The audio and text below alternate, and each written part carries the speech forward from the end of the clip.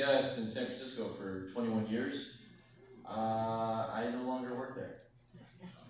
Because I took an interest in stand-up comedy a couple years ago.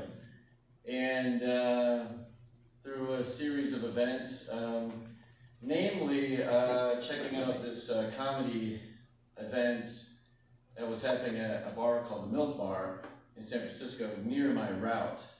My route was UCSF Parnassus.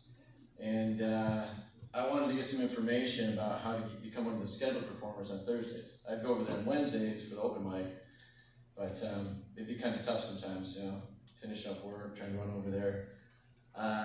So I just thought, well, I'll punch out, just leave my truck for a moment, go inside, and try to get some information.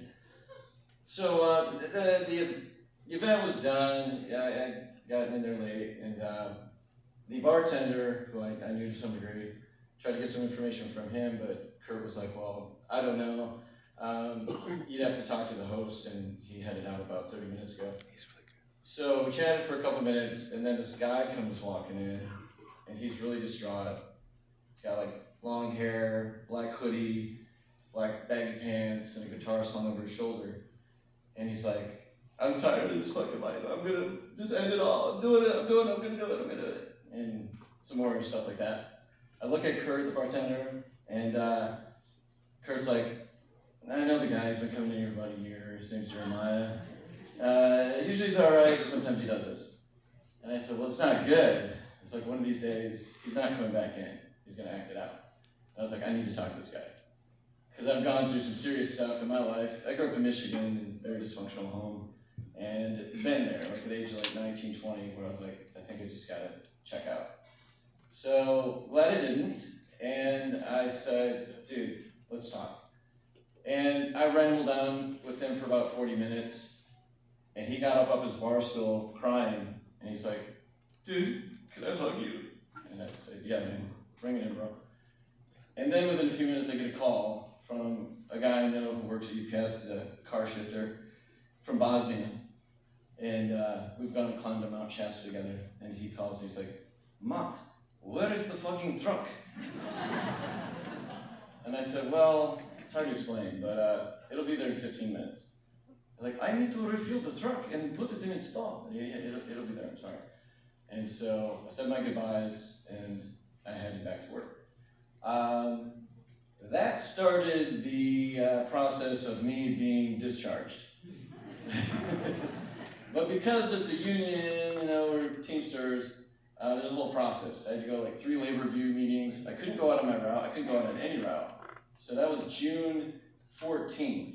Interestingly enough, too, that is the anniversary or whatever of the day the homicide took place in 2017 at UPS. One of my coworkers shot 3 former coworkers.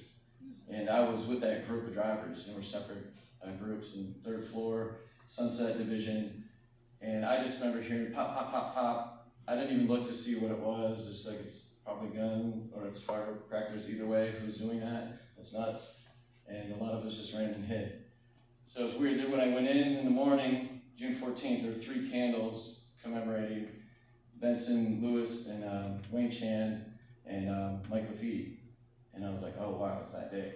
So I think a lot of us were sensitive around that time, you know, because of that took place, and me talking to that guy, Jeremiah, I think it was all meant to be. But I didn't intend to lose my job so quick, like, you know, because other things I got going on are still, you know, how do you say, percolating, marinating. They're not really financially savvy this time.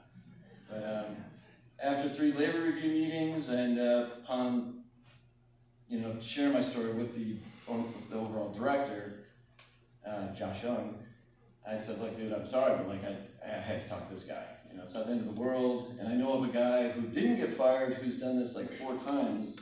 He's like, well, he'd leave UPS, he was working inside. He'd leave before the break started, 15-minute break, and he'd go to see his girlfriend. He'd take a truck, drive 3 miles, come back, and the break had already ended.